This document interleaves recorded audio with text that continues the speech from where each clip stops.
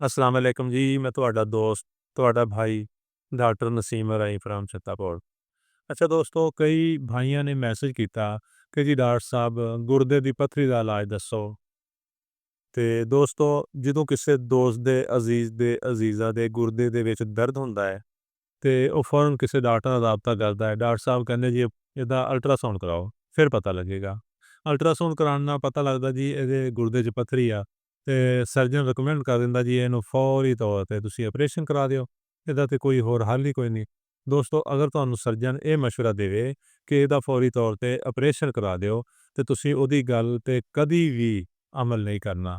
ਤੁਸੀਂ ਸਾਡੀ ਦੱਸੀ ਹੋਈ ਦਵਾਈ ਨੂੰ ਅਪਲਾਈ ਕਰਨਾ ਹੈ, ਇਹਨੂੰ ਤੁਸੀਂ ਤਜਰਬਾ ਕਰਨਾ ਹੈ। ਤੁਸੀਂ ਦੇਖੋਗੇ ਇਨਸ਼ਾਅੱਲਾ ਚੰਦ ਦਿਨ ਦੇ ਵਿੱਚ ਨਾ ਸਿਰਫ ਤੁਹਾਡੀ ਪੱਥਰੀ ਨਿਕਲ ਗਈ ਆ, ਬਲਕਿ ਤੁਸੀਂ ਸਿਹਤਮੰਦ ਹੋ ਗਏ ਹੋ, ਸਿਹਤਯਾਬ ਹੋ ਗਏ ਹੋ।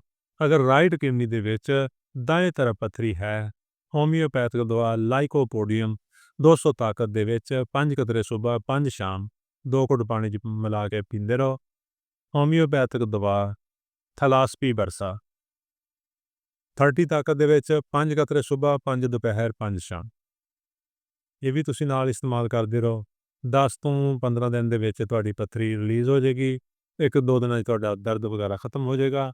ਅਗਰ ਬਾएं ਗੁਰਦੇ 'ਚ ਪੱਥਰੀ ਆ ਲੈਫਟ ਸਾਈਡ 'ਤੇ, ਹੋਮਿਓਪੈਥਿਕ ਦਵਾ ਬਰਬਰਸ ਵੈਲਗਰਸ 200 ਤਾਕਤ ਦੇ ਵਿੱਚ 5 ਕਤਰੇ ਸੁਬਹ 5 ਦੁਪਹਿਰ 5 ਸ਼ਾਮ 2-3 ਦਿਨ ਪੀਓ।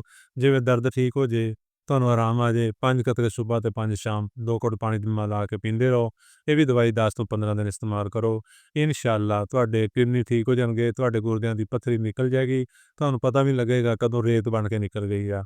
ਤੇ ਦੋਸਤੋ, ਸਾਡੀ ਵੀਡੀਓ ਨੂੰ ਲਾਈਕ ਐਂਡ ਸ਼ੇਅਰ ਕਰੋ ਤਾਂ ਕਿ ਆਉਣ ਵਾਲੀ ਵੀਡੀਓ ਤੁਹਾਨੂੰ ਜਲਦ ਮਿਲ ਸਕੇ। ਸਾਡੇ ਅਕਾਊਂਟ ਨੂੰ ਫਾਲੋ ਕਰੋ। ਸ਼ੁਕਰੀਆ। ਅੱਲਾ ਹਾਫਿਜ਼।